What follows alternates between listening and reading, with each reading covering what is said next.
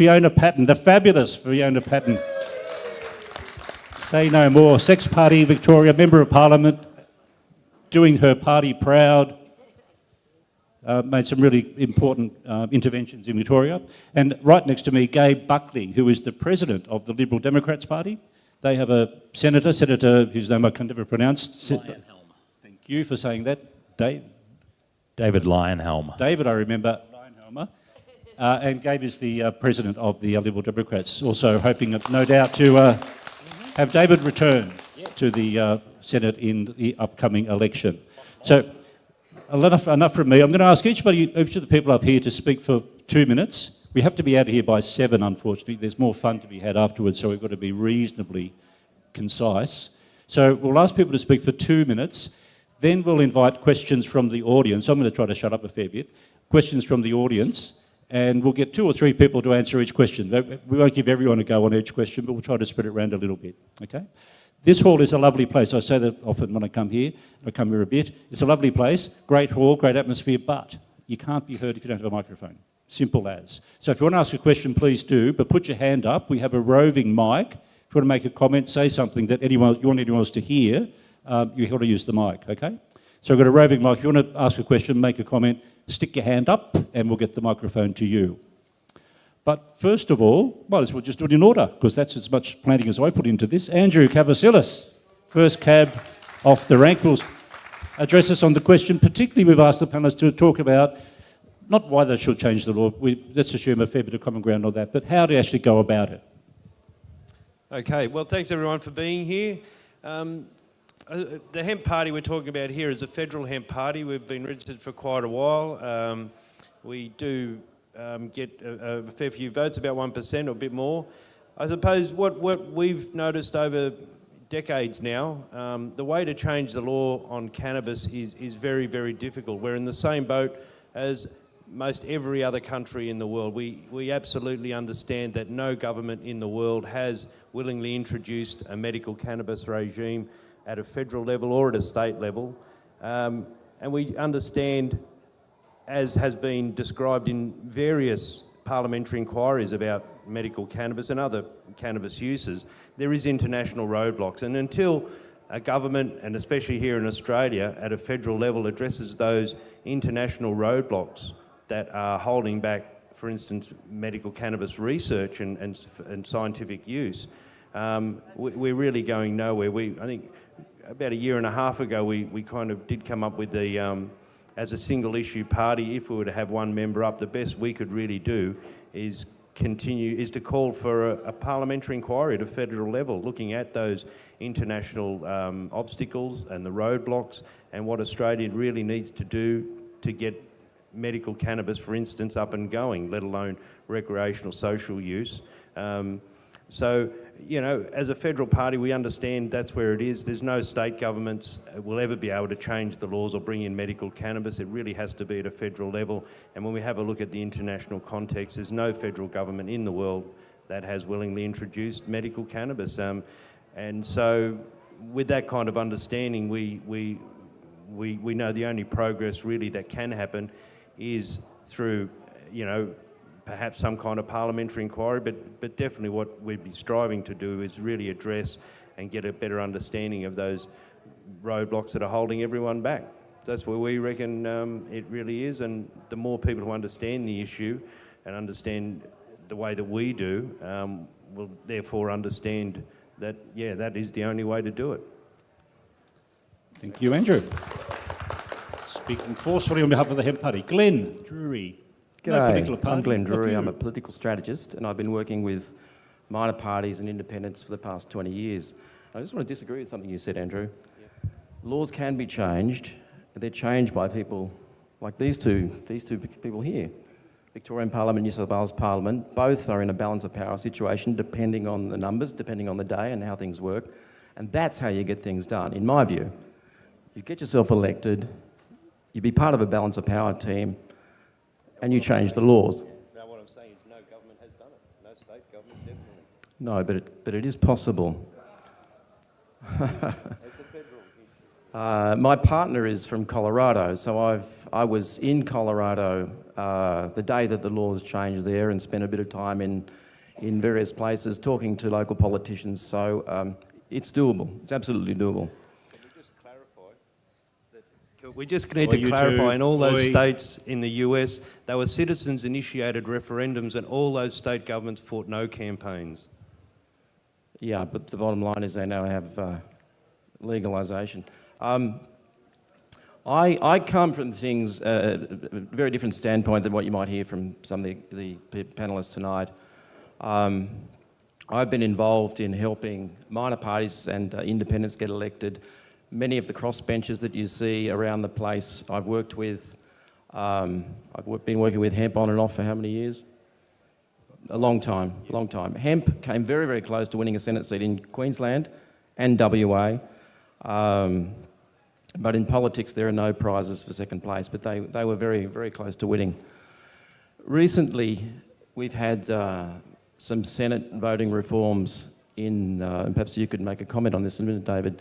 Some type of deal was done between the Greens and the Liberal Party to effectively wipe out political parties like Hemp and the Sex Party at a federal level.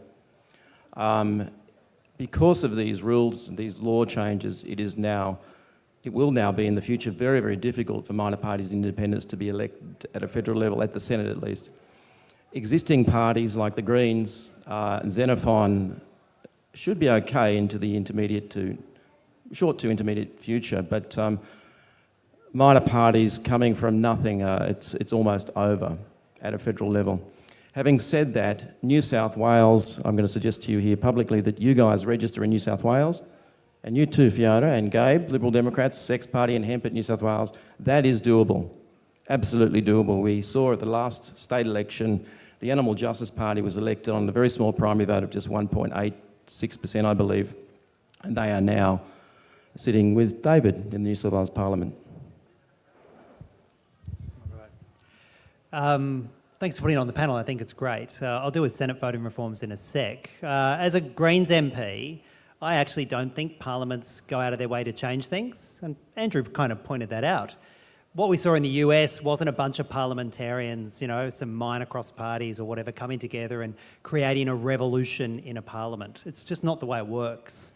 Parliaments are inherently conservative creatures. That's why Glenn gets people like the Shooters MPs and the Christian Democrats elected to the New South Wales Parliament. Inherently, we've both Shooters then. Inherently conservative. And you have to force change on parliaments. They don't just do it because they wake up one day and realise, you know what, we've been acting like a goose for the last 100 years on cannabis, we really should sort it out and legalise cannabis. You have to force them to do it. And I don't think the world's best parliamentary inquiry is going to change the laws on cannabis. That being said, I commend what Fiona's doing in Victoria. It's part of a suite of things you do. But if we're going to change the laws on cannabis, and let's be clear about it, as a Greens MP, New South Wales Greens MP, our policy is legalise cannabis, regulate cannabis and tax cannabis. That's what we want to do with cannabis. And we're going to do that not because Mike Baird wakes up with an epiphany one day. We're going to do it because we force them to do it. Because we make it so bloody uncomfortable for them not to do it, because they work out that a great majority of Australians think it's time we got over it on cannabis and we legalised it and we had our police doing something better than putting these roadblocks all around communities and fighting our communities. That's how we're going to do it.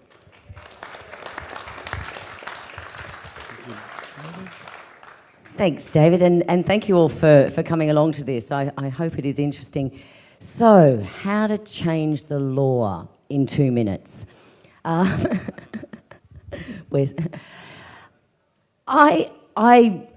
agree somewhat with everyone here. I believe, look, I'm not here to change the curtains in the lodge. The Sex Party has no desire necessarily to do that, but we want to be there to nudge the major parties. And as a small party, that's what we can do. So in the 18 months that I've been in Parliament in Victoria, I've managed to get a private member's bill up on safe access zones around abortion. Now, everyone agreed with that. The whole community agreed with that, but the politicians didn't want to upset the Christian right. After that, I was able to get an end-of-life choices inquiry up. Now, again, everyone knows we have to have a conversation about dying with dignity and end of life. Again, the major parties do not want to spearhead that. So it takes small parties like the Greens, like myself, like the Hemp Party, the LDP, to nudge those major dinosaurs along. And most recently, I got a very broad joint house drug inquiry that's looking at testing. How effective is it? What treatments are actually working for people who are harmed by drugs? What laws are working? Or, more importantly, how are they not working? What are other countries doing? And over MardiGrass, I've been feeling, I get really optimistic and think, yes, we can do it, and seeing the energy around the room and the optimism and the people who are doing stuff on medicinal cannabis, regardless of what politicians are doing about changing the laws. It's fantastic. And then I fall into a slump when I hear, that's right. But then I look at Canada, I look at California. We are seeing a tipping point around the world, regardless of the treaties. Canada at UN said, fuck you. We're going to do it anyway. And I think that's, I hope that that we can nudge and push those politicians to be brave enough to say fuck you as well, and listen to the general population and listen to all of us about the law reforms and the drug laws that we want to see. And I think the more small parties involved, the more likely we will to be affecting change. Thank you. And Gabe. Thank you. Well, the way I see it is that cannabis is just an issue of freedom.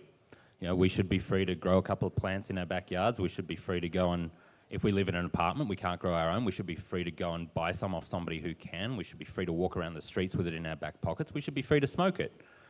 What is a government? It's a device that limits people's freedoms. Less government, more freedom. So, in addition to voting for parties that have pro-legalisation stances, like the Hemp Party, like the Sex Party, like the LDP, not like the Greens. If you have a look on the Australian Greens website, it says the Australian Greens do not support the legalisation of any currently illegal drugs. That's verbatim off the Greens website. So we can leave them out of this. The way to do it is just to stop voting for the major parties, and I include the Greens in that. Just vote for a Hemp, for a Sex, for an LDP. The more individual and granular you get your representation, the more chance you've got of them listening to you when you pick up the phone and calling them. I know that David Lionhelm's office gets tons of calls, and he personally responds to a number of them because he doesn't have the massive staff budgets, the massive PR budgets. You could try and talk to a major party politician, you have to go through 7 different gatekeepers to get at them. So yeah, if you want to change the law, stop voting for people that are going to be resistant to the change, and start voting for people that are going to progress it for you, because we are out there, and it just takes a bit of research to work out who, and with the new changes, you can number a number of different boxes across the line, so it actually opens up your choices a fair way. It's just we've got to get that information out there. It's no longer just one above the line. That's what the major parties wanted, because everybody has been doing that for 30 years, and they're just going to walk in there, and 90% of the population is just going to keep going one above the line. So it's important to spread that word too, that you actually need to number at least 6 above the line this time around. Thank you, Gabe. Well, thank you, everybody, in fact. A little bit of niggle. Politics is like that. A little bit of niggle. Your turn. There must be a question or 5 or 10 in the audience. Please indicate. People at the front are very quick. Kathleen is not here. Stu, around the front, please. I'm not going to be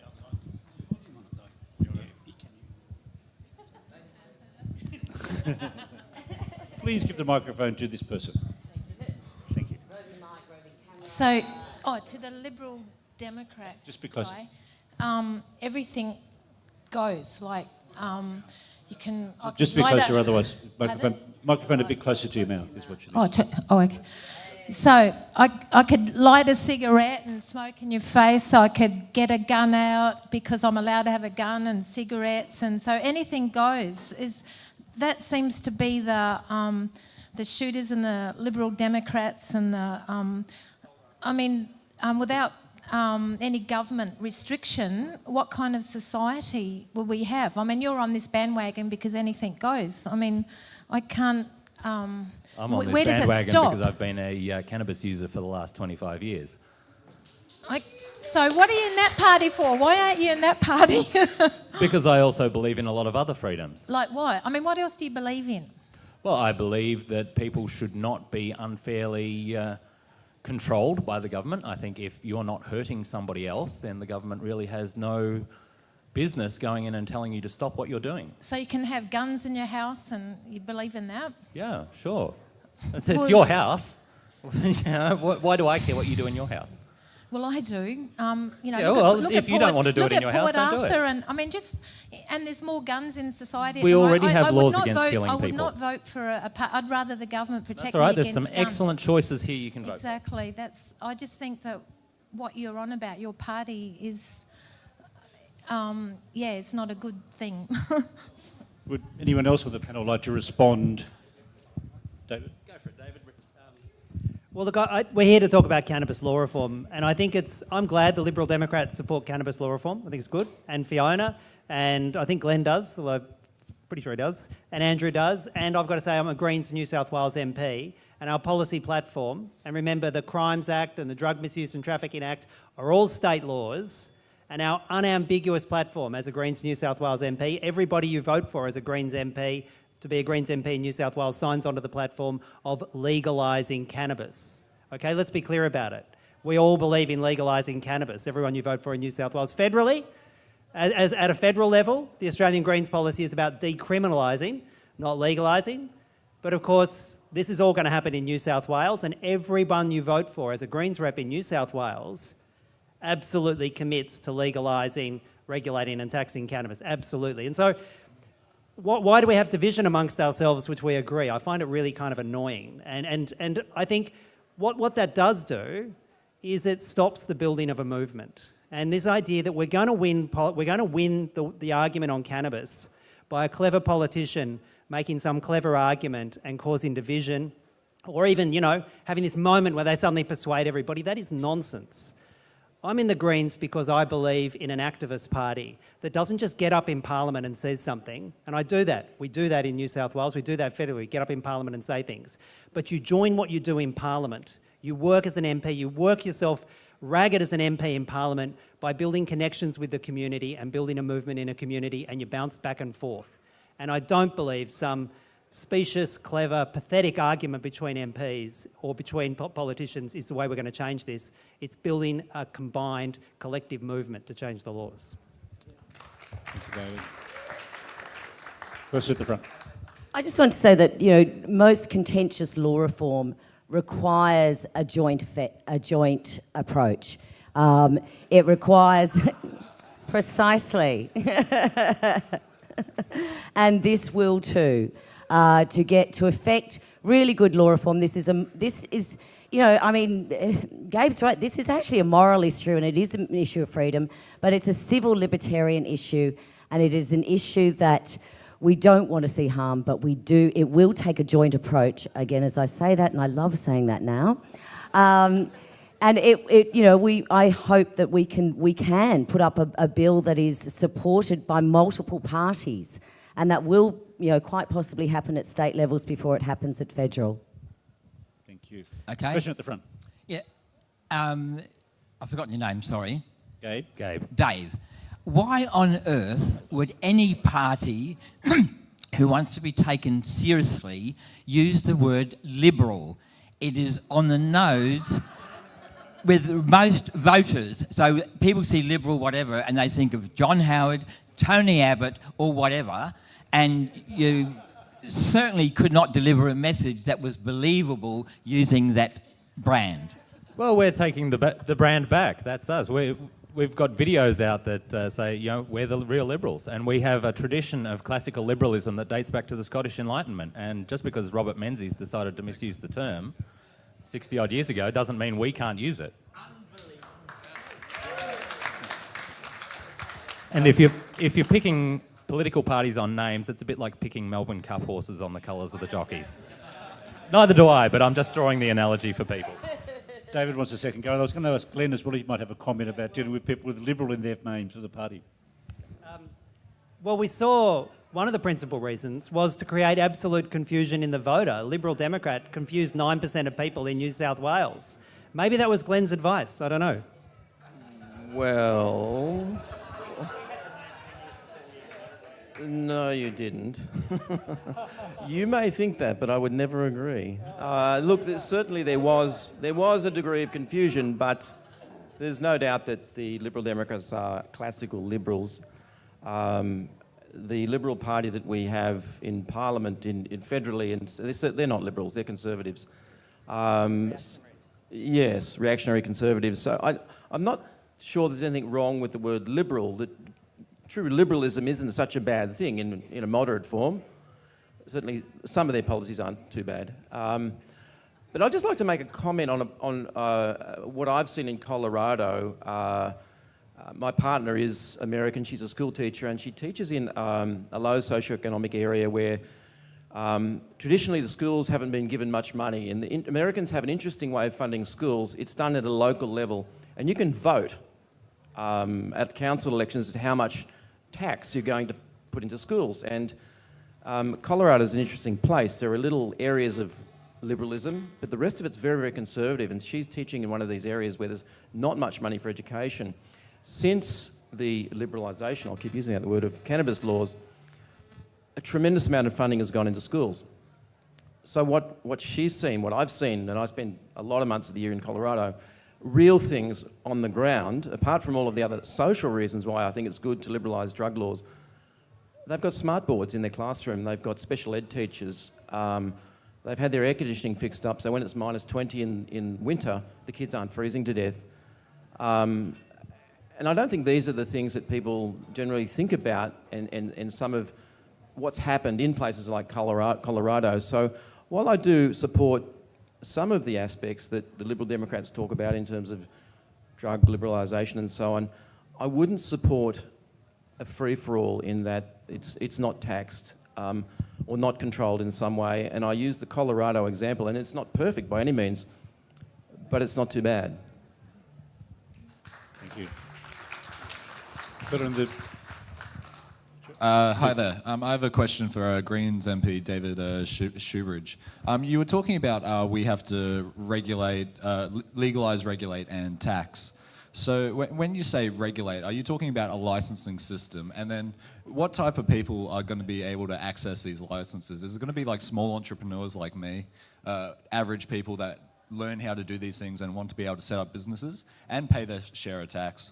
Or is it going to be big multinationals like Philip Morris and British American Tobacco who actually don't even pay their tax? And I want to dig into you about your failure to crack down on the tax avoidance that companies like Wilson Security through the Panama Papers, and that was a big Greens mishap. But yeah, so on your idea of regulate and tax, what is the tax system you're proposing? Yeah, it's a good question.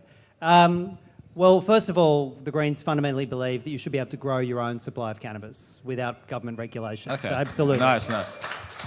And then we should be having a regulatory system which discourages it being taken over by multinationals and large corporations and actually encourages startups and communities basically growing their own supply. That's how we see a regulation system. And when it comes to tax, I'm sorry, tax and death, and they're all inevitabilities. And Colorado's shown a really good way that you can actually talk about cannabis law reform, talk about taxing the sales, and you have a sales tax, maybe a GST plus a little bit, I don't know, on cannabis, and you actually hypothecate, you direct that funding to something that you know is unambiguously good. So people actually tie cannabis law reform with building new school halls, putting smart boards in their schools' classrooms. So we think a smart regulatory environment would be that, a package of grow your own, a regulatory environment which encourages community-based cooperative models for growing cannabis and discourages corporatisation of the market, and where we get some tax out of the system that we can direct to something that's unambiguously good, so as the rest of society can celebrate cannabis law reform. Thank you. And Thank you, Andrew, David. what does the... Could I just quickly add please. to that? I mean, the Australian Sex Party has for many years had a very similar policy, and I've been looking around, looking at the Colorado model, looking at the Oregon model, looking at what Canada is starting to propose, looking at what the Netherlands has been doing for a number of years, and now also looking at what California is proposing. And the initiative there is very interesting. It is very community, is localised, where the tax is going back. So it's actually going back to local communities. They're highlighting areas that will go back. And they're structuring the tax system accordingly, as well as allowing homegrown, which of course the Sex Party fully supports as well. I spoke to the police about this last year. In Victoria, out of Melbourne, there's 1,000 hothouses. And so they turn over about 100,000 a year, each hothouse. So we're talking, what's 1,000 times 100,000? Is that $1 billion? It's a gazillion. You know? Yeah, so if we could get 15% off that, but if we could get tax off that, if we could start taxing that, and I think even the police, they're saying this system is not working for us, and we need to look at a new system. And I think something that takes on regulation and ensures that it's kept transparent and that tax is paid, and as David says, goes to the right places. And Andrew, what does the Hemp Party think about regulation and taxation and stuff like that? Well, regulation, I suppose, we come back to supply. Of course, it should be regulated. We look at a lot of the examples you imagine would have happened when under alcohol prohibition in the US. So, look, most people just want to buy a bit of alcohol. There's no restrictions on you brewing your own beer or brewing your own alcohol, but 99% of people prefer to go and buy alcohol from a liquor outlet, you know, at probably 3 or 4 or 10 times more than what they could make it at home, if they could make it at all. I think cannabis, around the supply of cannabis, you're looking about, especially when we talk about governments, it's a 2-week discussion on how you would frame the supply around cannabis. Sure, you know, medical cannabis, let people grow at home. Well, you explain to that old person when they get home invaded, or when you don't have that avenue for them to go to most people who would, say for medical cannabis especially, most people who would find benefit from its use have never used cannabis. By and large, have never used cannabis, they've never been stoned, they've never smoked cannabis, and as a therapeutic agent, they should never really need to do any of those things, whether we call it pharmaceuticalised or whatever. But I think when we're talking about in a situation like this and somebody's asking about home grow, this is like, you know, somebody at a public forum when they were talking about ending alcohol prohibition, you know, this small minority of people, and I'm included, who want to grow their own. We are a small minority. Most people who would find benefit have never used cannabis. They don't have access to it. Australia smokes about a tonne of cannabis a day. We have $5 billion turnover in cannabis, recreational cannabis. I think a lot of that is, I mean, just the networks involved in trying to organise all that, let alone trying to organise clean, green cannabis for medical purposes. And I think it's very important to note, I hope people have caught up with Abe Acton and listened to his talks. He's a licensed grower over in Colorado there. And most of his talks, although he talks about the positive social outcomes, the positive unintended consequences of you know, states like Colorado whose governments were forced to introduce a medical cannabis regime and recreational. You know, again, it's like Fiona was saying, when we're talking about what's happened in Colorado, it was not a bunch of politicians trying to work out what should be done. It was a bunch of politicians, a government that had to react to the order of the people. They wanted a referendum. So, but when briefly, you know, if we don't look at these things properly, especially around regulation and taxation, around cannabis for medical purposes, and even recreational, we'll fall into the situation that's happening over in Colorado and a lot of other states where it's just big business. There is no testing of cannabis. There is no quality control. All these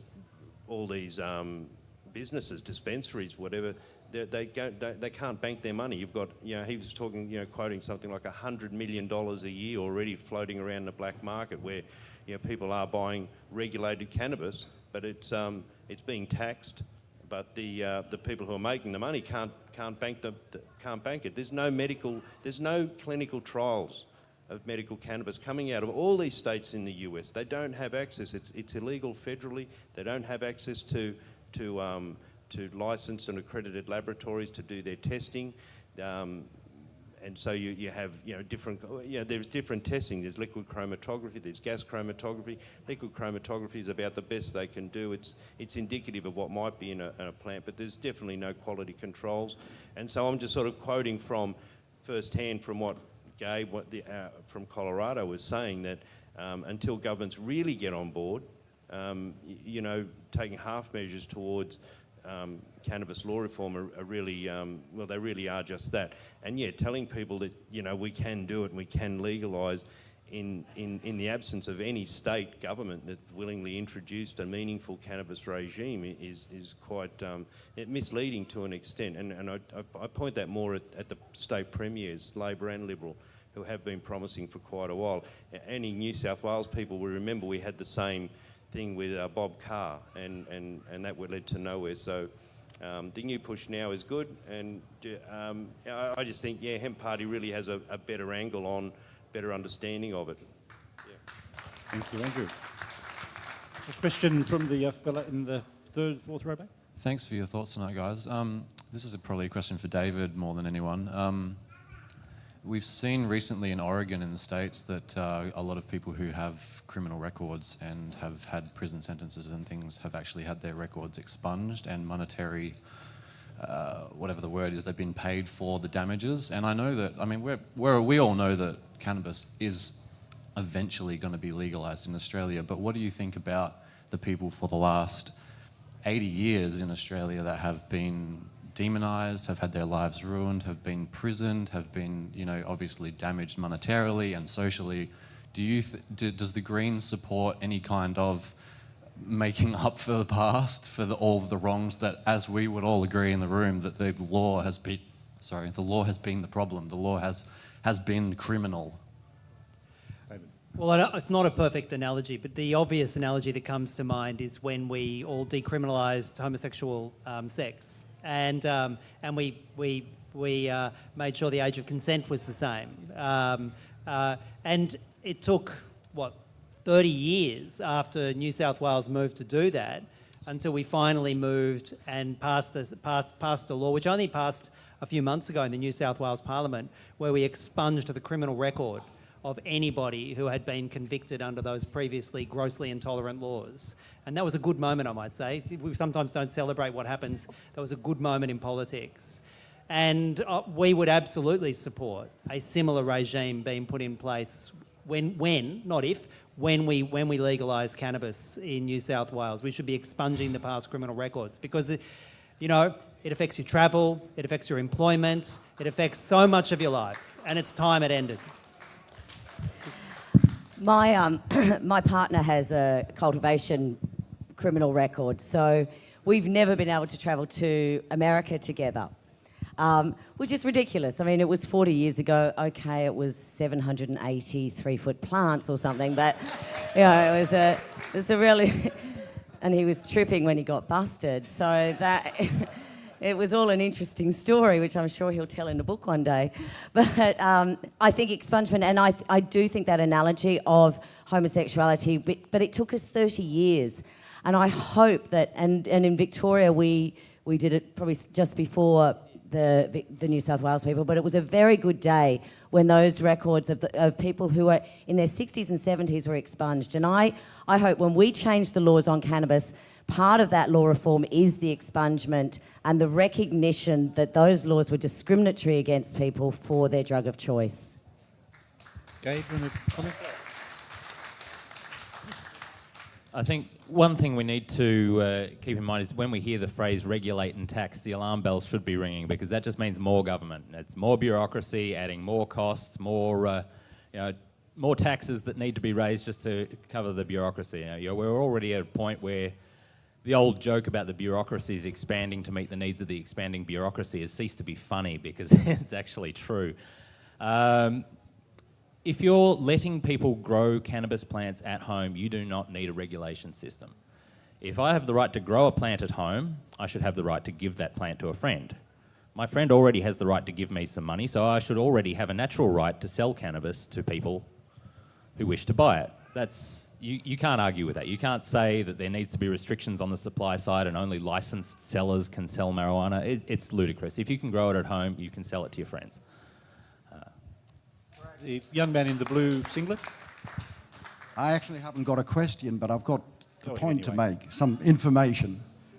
In the UK, one of the big pushers, nudgers, seems to be the Treasury, who've said we have to legalise marijuana. Why?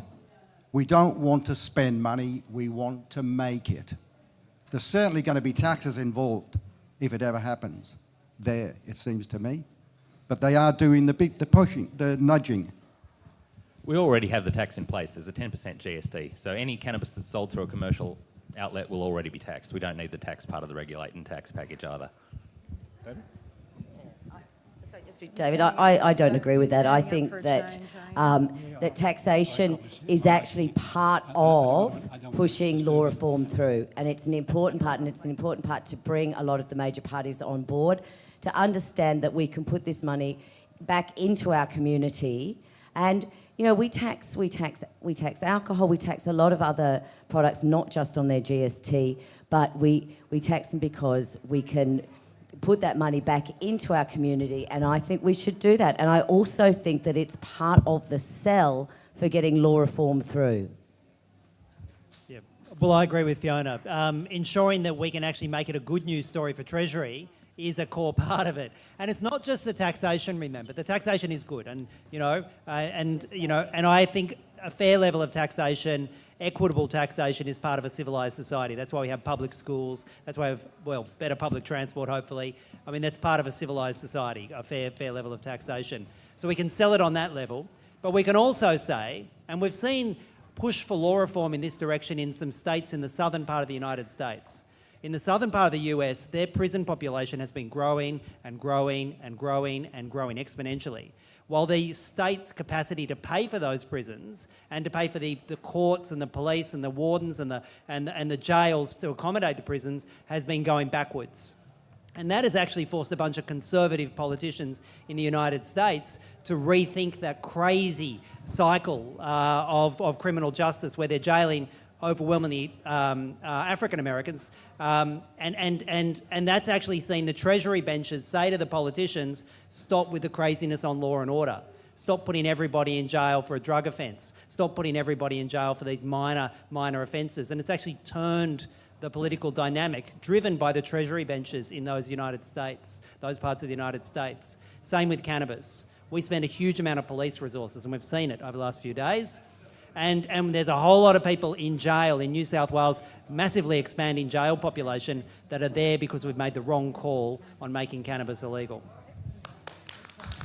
Thank you. We are running a little bit short of time. It's always such a pity, isn't it, when things hot up in terms of finding the truth. There's a person at the back, I think, who's got the call. And look, we really probably have room for...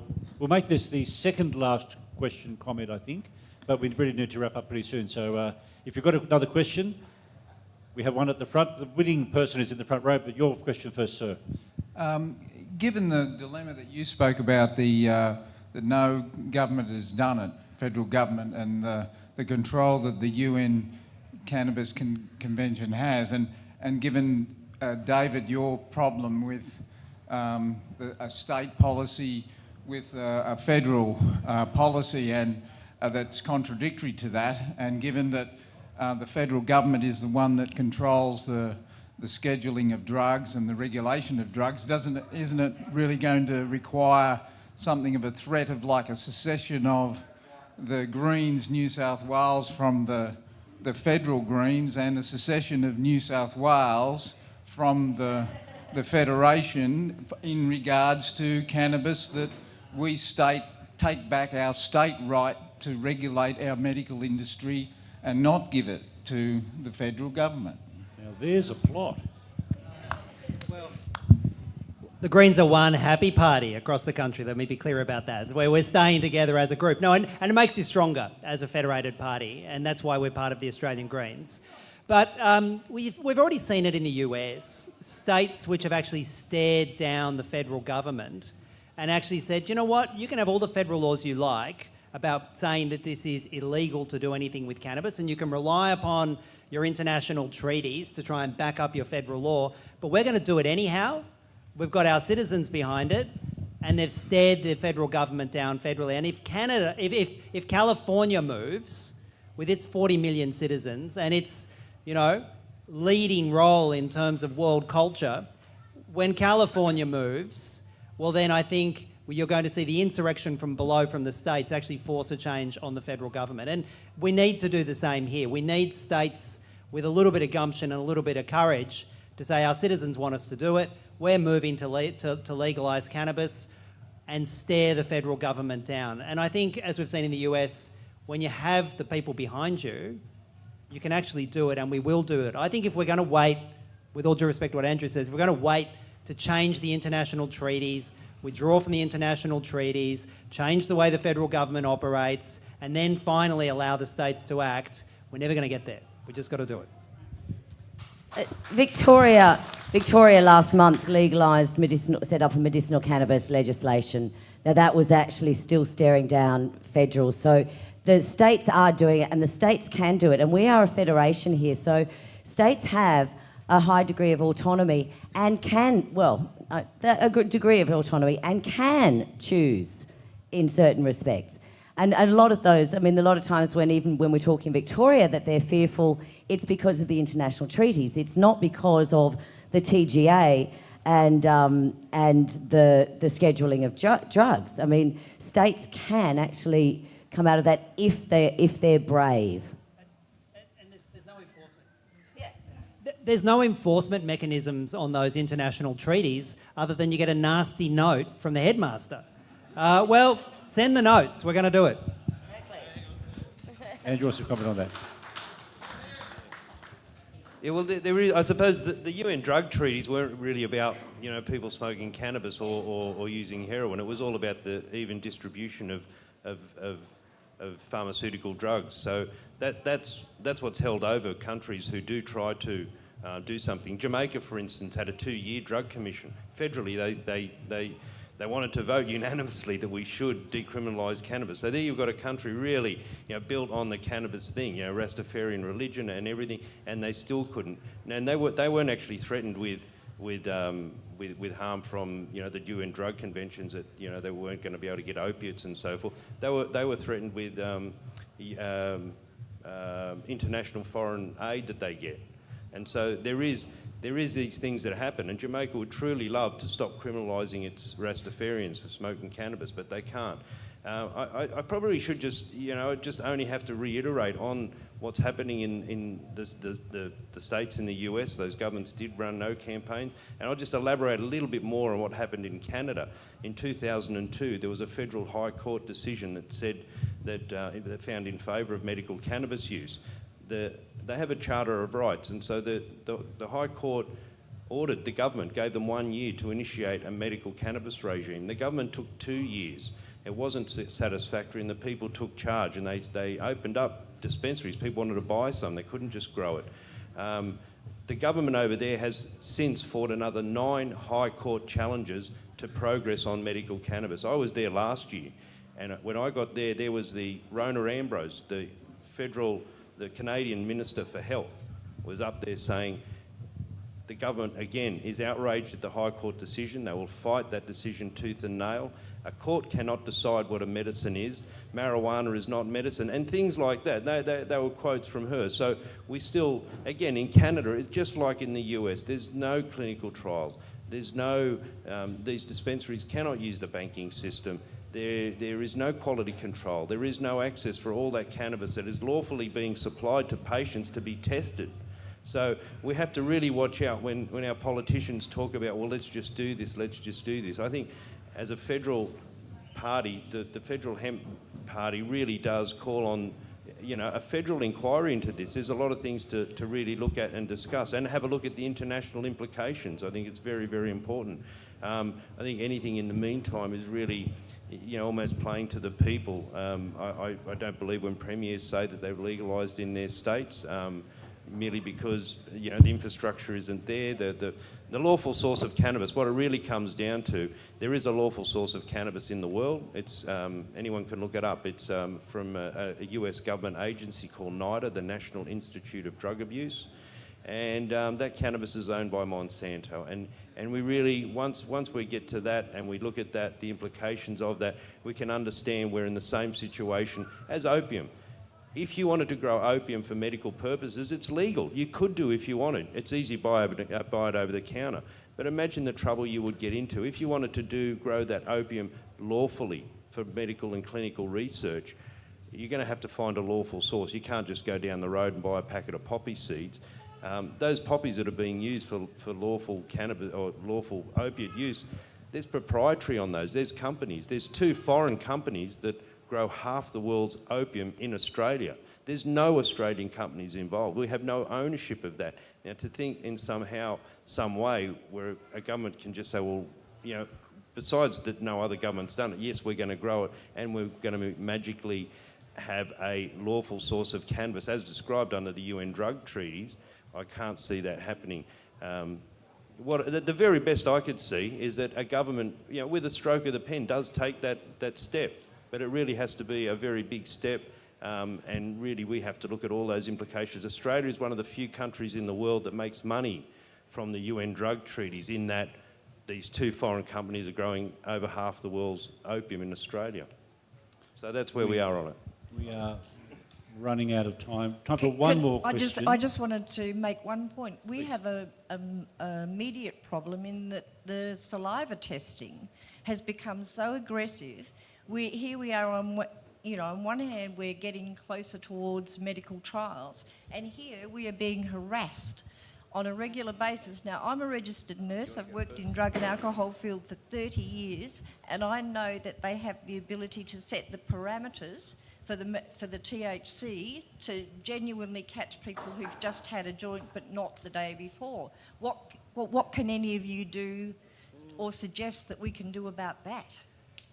I think it's fair to say that no politician has done more on this question than David, and he's sure he's got an answer. Well, I did give a talk on it yesterday. That's okay, you should have come.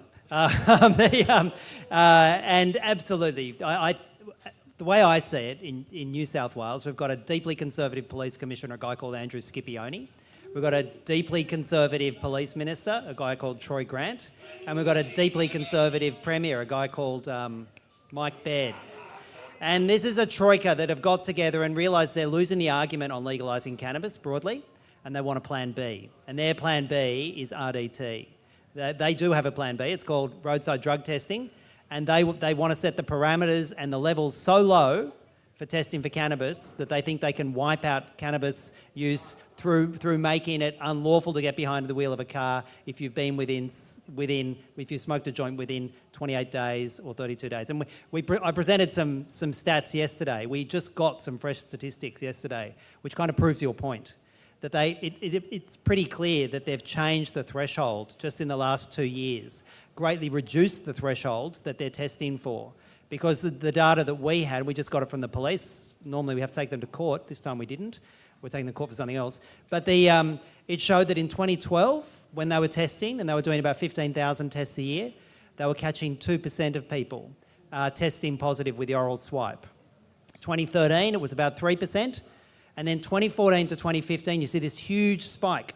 And they're now catching 16% of drivers with that first oral swab test, an 8-fold increase.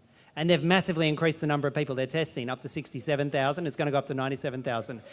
The only rational explanation for that is they've greatly reduced the thresholds that they're testing, the sensitivity of the tests, and they want to rope more and more people in, even though they know as sure as night follows day, that the people they're roping in are not impaired, they're not a danger to anyone, it's purely about their war on cannabis.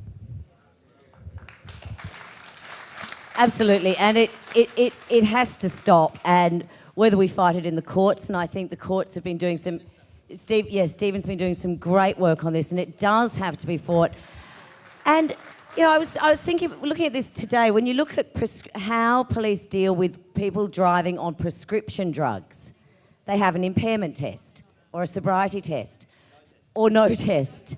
But if they see that person obviously impaired, then they treat it as such and you can be charged for impairment. But you're not prohibited from driving. And this is what we need to change. In part of my inquiry, we're trying to look at the evidence of any effectiveness on drug testing. Has it reduced the number of people driving on drugs? Has it reduced any harm connected with it? And those questions haven't been asked. But as David says, they have just been getting heavier and heavier and heavier with absolutely no evidence that this help society in any way, and it has to stop. I don't actually have anything further to add to that. I was going to, I pretty much agree 100% with Fiona, but David has been doing some excellent work in New South Wales on not only the saliva testing, but also getting rid of the drug dogs and that sort of thing, and I think we should commend the New South Wales Greens on some of those things. The only thing that the police should be testing for is people's impairment, their ability to control a motor vehicle. If you're not impaired, you should be right to drive no matter what the contents of your blood are. And, you know, with all the video cameras and things that they've got today, to get enough evidence that somebody was too impaired to drive should be very simple with just, all you'd need is a mobile phone. You could take that to court, say this person was not right to drive, the judge will look at it, say yes, that person was not right to drive. Why are we spending all this money on saliva testing? It's ridiculous. Andrew, a brief response? Yeah, look, saliva testing is an issue that the Hemp Party has been really battling for a very long time. In fact, before even the introduction, in fact, we were quoted in the New South Wales parliamentary briefing and we gave the warning, if this strategy is employed, you will alter your drug use trends for the worse. We took direct advice from, look, we have to understand we're the only country using these devices, and we looked at those international reports that came out, and governments were warned not to use these devices.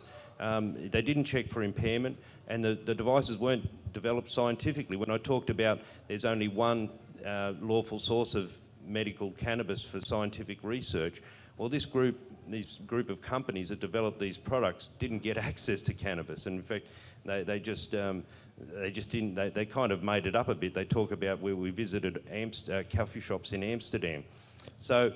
We were actually given a heads up for a whistleblower from Health Department.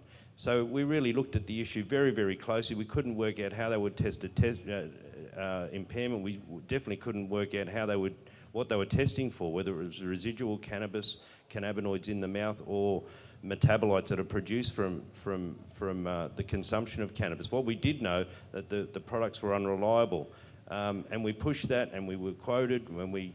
At the time, I remember we spoke to the Greens considerably, but it was the Labor Party that brought them in. And so obviously it was no use talking to Labor about the issue. There was no use talking to the Liberals about it. We did, and in fact, and this is the real frustrating part for a really small party like the Hemp Party. We did have, at that time, 2006-07, quite a good, relationship with the Greens, but it was New South Wales Greens here in New South Wales that voted for saliva testing as well, which really disappointed many, many people. In fact, the Hansard Reid that Lee Rhiannon did vote for it and said that the advice that they had at the time was that cannabis could only be detected by these devices within an hour of its use. We never found out where that advice came from, and it was very disappointing for us, yeah. So that's where we've been fighting on this for a very long time. And this touches on industrial hemp. I'm an industrial hemp grower, and basically the whole industry is being held back by the saliva testing police, influence on other government departments claiming that the introduction of hemp seed food would interfere with saliva testing.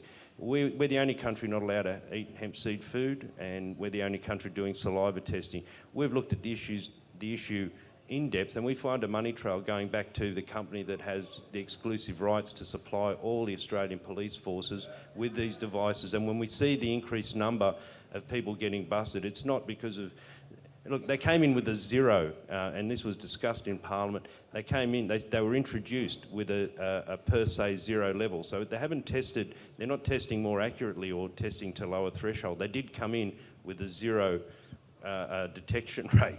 So we were most sceptical about that. A parliamentary inquiry in Tasmania did find that the hold-up in hemp seed production for human consumption is holding back the entire industry. So it's good that we're talking about medical cannabis, but you know, I try to bring people back to reality on the issue and again have to explain, look, we haven't even done hemp seed food.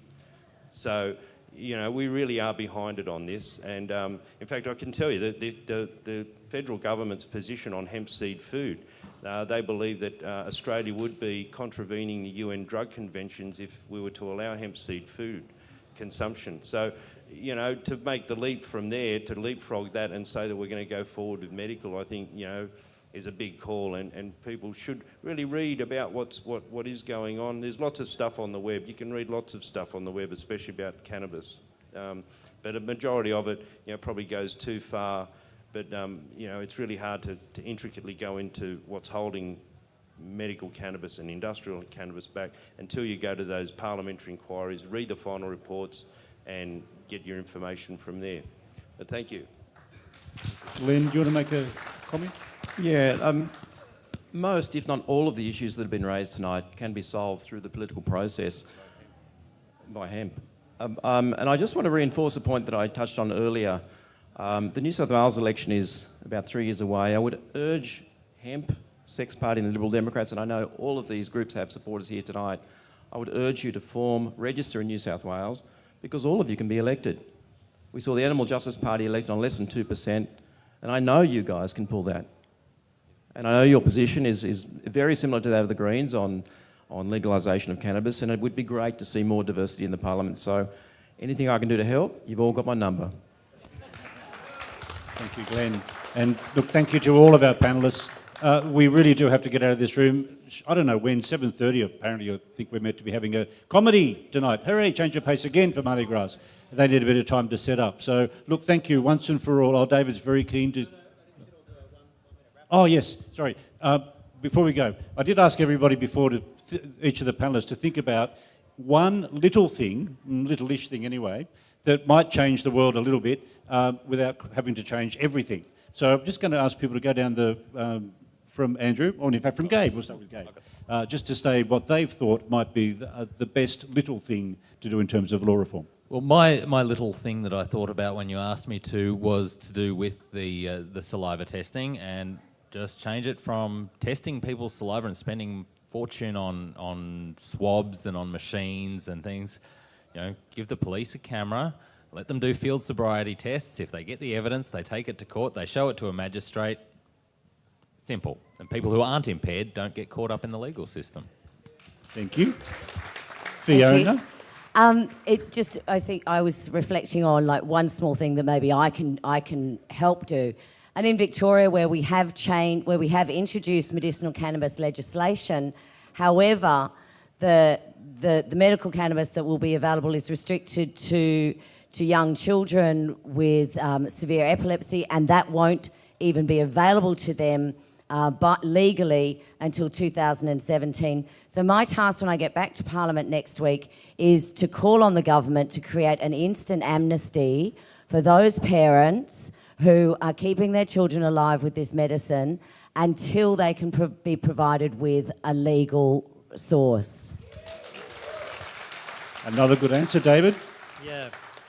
Well, I'm dead set keen to get rid of drug dogs and sort out roadside drug testing, but probably to throw something in the debate we haven't spoken about. One thing we could do is when it comes to cannabis law reform, I think it's maybe time we got away from being trapped about talking about harm minimisation. Because whenever we're talking about harm minimisation, it's often what you hear from drug law reform advocates, you've almost bought the opposition's argument, because your first word of that is harm.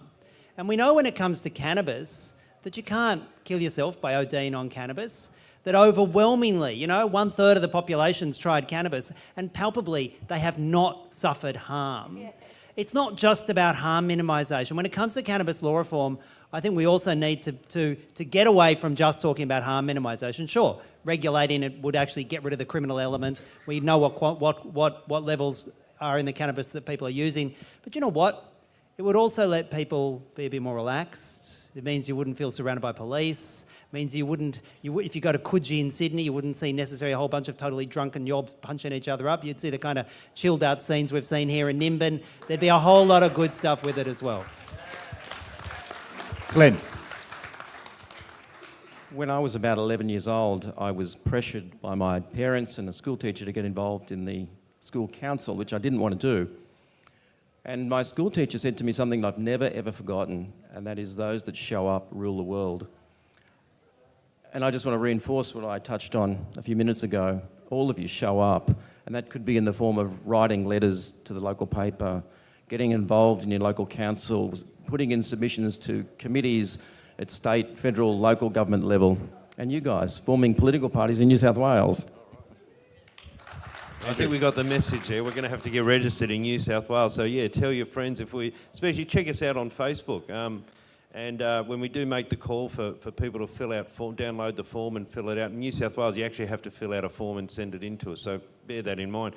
I think, as a hemp party, we sort of have prioritised what we're looking at in terms of medical cannabis, industrial cannabis, hemp and hemp seed food, and recreational cannabis. I think recreational cannabis is doing gangbusters. It's going great. It's doing $5 billion a year. If the government can do something, we would direct them to have a look at medical cannabis. Look, if they want to do their clinical trials and they want to do all that, that's fine. But really, what we'd really sit down and talk to them about is some interim measures that would really address the concerns and address the issues faced by tens of thousands of Australians who are currently using cannabis for medical purposes. And until we get interim measures, I think waiting around for clinical trials, which are just starting maybe next year for some children, is far too long. And I think it probably just highlights what I've been trying to say, that there is international roadblocks and obstacles which make it very, very difficult. Thanks. Thank you very much to each and every one of our esteemed, I think we can say that, panellists. Gabe, Buckley, oh yes, and also the equally esteemed me. Gabe Buckley, Liberal Democrats, Fiona Patten, Sex Party, David Shoebridge, New South Wales Greens, Glenn Druery, Strategist at Large, Andrew Kavasilas, Hemp Party. Thank you one and all for the excellent contribution. Thank you one and all for the incisive and relevant questions. Thank you for the applause. Thanks for being at MardiGrass. Thanks for doing something beyond being at MardiGrass. The answer is to be active. Coming here is a great thing. Do something else. Do something. Whatever it is, work it out for yourselves, but be active. I encourage you all to do something. Take a positive step. Bring a friend with you on that positive step. And next year when we come to MardiGrass, we will have made a change. I'm sure of it. Thank you.